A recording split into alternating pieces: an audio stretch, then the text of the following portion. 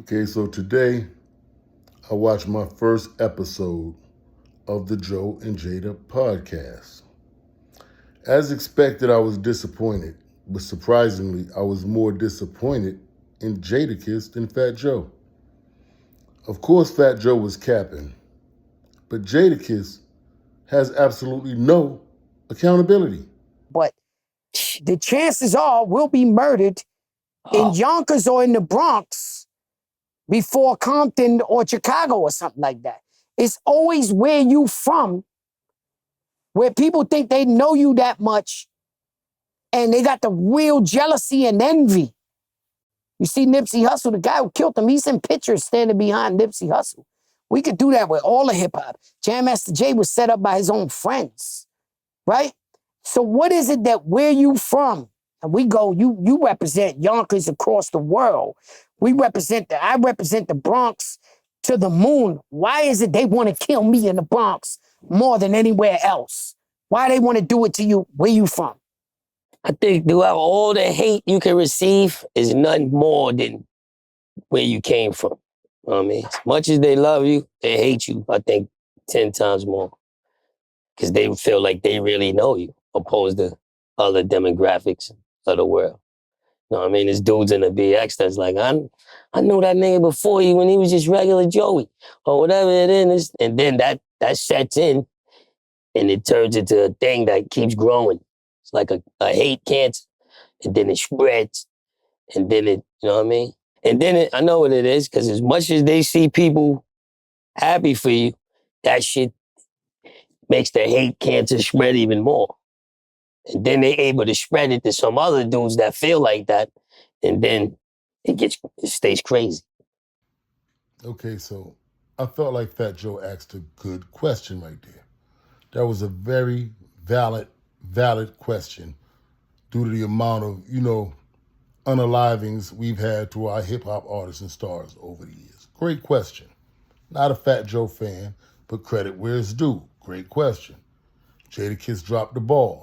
He answered it horribly. Jadakiss answered that question as if his dad spoke correct on a Joe Button show and it was like Jadakiss wasn't really outside. He answered that question as if he's not familiar with the real treachery and deceit and BS that goes on the New York City streets when you're coming up. That's how he answered that question. There was no accountability in his answer. They spoke as though like the reason why rappers are unalived in their hometown more so than anywhere else, so more likely to be unalived in their hometown than anywhere else, is because the people just be hating. Everybody just be hating.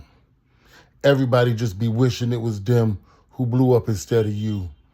Everybody remembers when you were nobody and they're just jealous that you're this famous celebrity rapper now.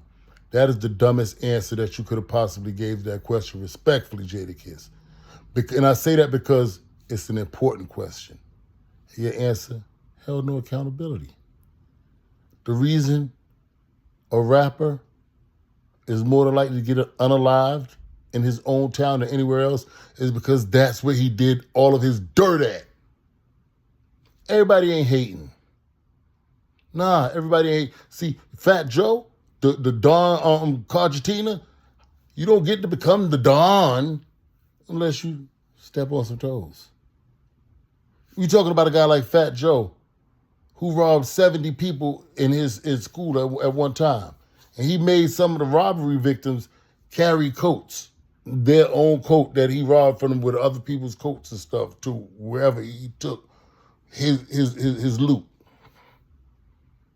So from elementary school, he's been robbing 70 people at a time. He sold crack. He had to sell to somebody's mother, right? Somebody's sister, right? Somebody's dad. So I mean, there's some kids somewhere who missed some Christmases, and they may hate that son of, but not the kind of hate that you're thinking about. Yeah. All the tough guys in the rap game who came up in the gangs and who came up in the street life and the beating people up. You know, I showed you guys a clip the other day with Fat Joe's friend Pete said, he beat some guys up.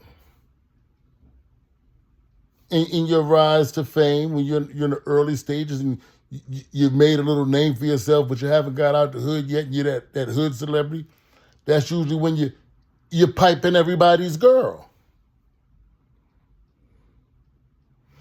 Like, I don't understand how you guys could sit there and say that rappers get unalived in their hometown more than anywhere else because the people are hating because the rapper made it and not them. If you guys are half of the person you say you are in your rap, there's plenty of reason for people in your own town to want to unalive you. Everybody's not on your team. There's always the other side of town. There's been the other side of town the whole time. There's been the ops the whole time. Like, nobody lives that lifestyle without rivals. So what makes you think because you sold some records that all of a sudden your rivals are supposed to idolize you now as well as everybody else because somebody wrote you a good rap to say on the beat or you wrote yourself a good rap to say on the beat? The fact that we were just shooting at each other 6 months prior to that's the reason for the guy on the street to forgive you? Does that make any sense at all? So either you guys are lying about everything in your rap if you don't understand that somebody in your hometown wants to knock your block off. Because when I go home to the Bronx, I'm prepared. I know that this is 25 years ago, 30 years ago. I robbed people in the neighborhood. I extorted people in the neighborhood. I beat people up in the neighborhood. I did all type of bad stuff. I did all the bad stuff to people. And it's 25 years later, and I don't step foot in that city unless I'm 100% prepared. Because I know what could happen. That's why I'm popping it on this internet, because I already come to the city prepared. Whenever I come, I'm ready. But that's something to really think about. Like, where's the accountability? How could you act like it's just the people's fault? Like, shout out to Boosie even, man. Boosie can acknowledge that the reason he can't live in Baton Rouge, that somebody's going to want to knock him off. He know he was knocked. He know what type of time he was on. So now your success is just incentive because there's war booty involved. But it been war. Now it's just up higher because there's booty on the floor. And I ain't talking about your ass, Joe Crack. I'm probably, and we're not stirring nothing up, but I'm probably the only rapper from New York that had physical beef with the West Coast, like real physical war. It went down. I tried to keep my focus on the lack of accountability in Jadakiss's answer. I really did. But Joe couldn't get through this episode without Cappin. He was the only one. He was the only East Coast rapper, the only New York nigga, or whatever he called it, to have actual real physical beef in Cali with them Cali niggas. He the only one that had actual real physical beef. Like Big and Pop Smoke dying over there was a physical beef. Wait, didn't 50 have physical beef? Didn't Young Buck stab somebody from Sugar's Teeth? Wasn't that physical beef with G-Unit and the West Coast boys? Didn't Jones have actual physical beef on the streets out there with Inglewood families? I talked about that before. Didn't Jim Jones have beef in Cali? Physical, actual beef? It's a whole lot of niggas have physical, actual beef in Cali. Where does Joe get? Why does he say stuff like that, man? Does he think it makes you like him more? Does he think it's more entertaining? No, it makes people say bad things about you. That's why everybody always got something negative to say about you. Being known as the guy who caps all the time is not a compliment, Joe. It's like you guys have even incorporated it into the show, like when Jada laughs too much, you know what I mean? It's like, come on, man. You know your reputation is the cap guy. That's a liar. That's like being known as a thief. That's bad. You're known as Joey Cap. And you keep capping. No one can take you serious if everything you say is a lie. See me?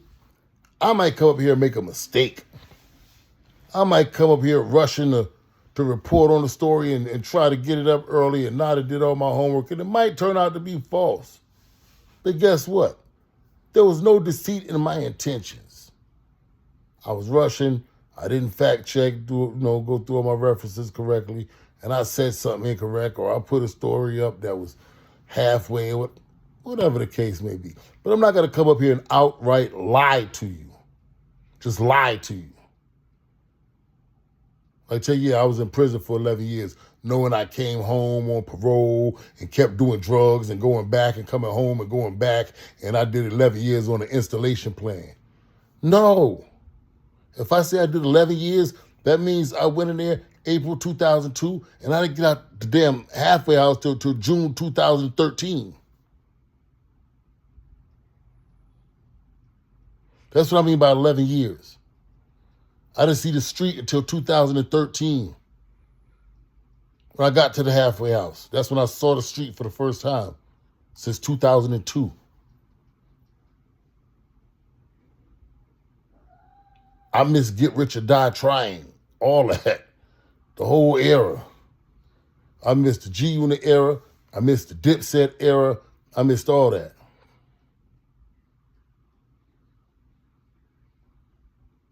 Why do you guys keep coming up here and capping and lying? If you have to make yourself bigger than you are to be up here, then that means you don't need to be here. Let the guy who's really that big tell these goddamn stories. FBG Duck, may he rest in peace. Didn't he make a song about sliding? Wasn't they getting that old block? Fulio, rest in peace.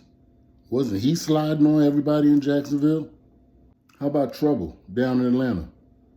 Wasn't he balls deep up in somebody's girl when they came in the crib or some shit like that? Don't you know somebody will kill you over some pussy? A nigga will unalive your ass over some pussy. It just comes across like you guys have the rapper's always right perspective. The rapper ain't always right, buddy.